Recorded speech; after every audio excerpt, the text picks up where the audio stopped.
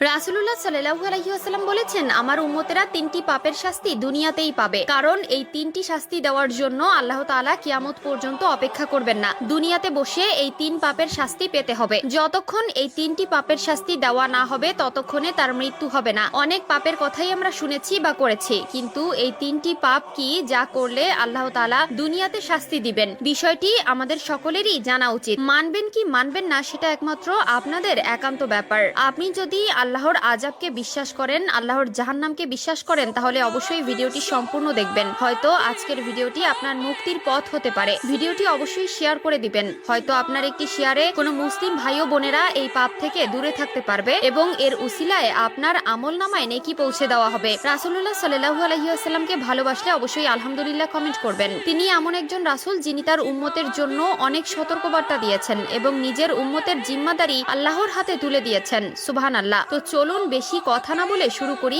আজকের ভিডিও।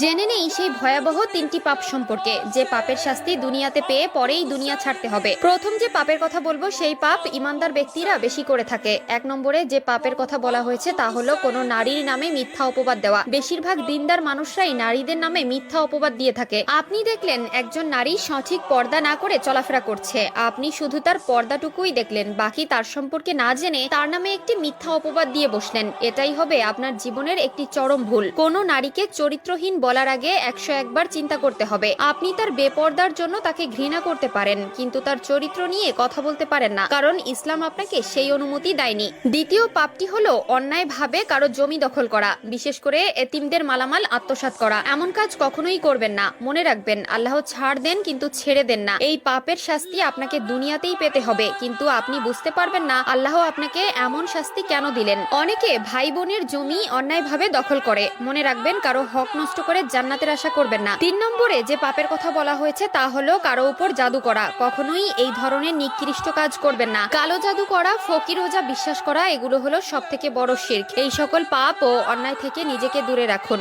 এবং অন্যকেও দূরে থাকার পরামর্শ দিন। আল্লাহ তাআলা আমাদের সবাইকে সঠিক বুঝ দান করুক, আমিন। প্রত্যেকটি ধর্মে কেন মিথ্যা কথাকে মহাপাপ বলা হয়েছে তা নিয়েই আধুনিক গবেষকরা একটি নতুন তথ্য দিয়েছে। একটি মিথ্যা কথা বললে মানুষের কি ক্ষতি হয় তারই বাস্তব উদাহরণ দিয়েছে আধুনিক সভ্যতা। এবং মিথ্যা কথা বললে যে 5টি মারাত্মক রোগ হয় তা কতটা কঠিন এবং একটা মানুষকে কোন পর্যায়ে নিয়ে যেতে পারে তারও সত্যতা তুলে ধরেছে।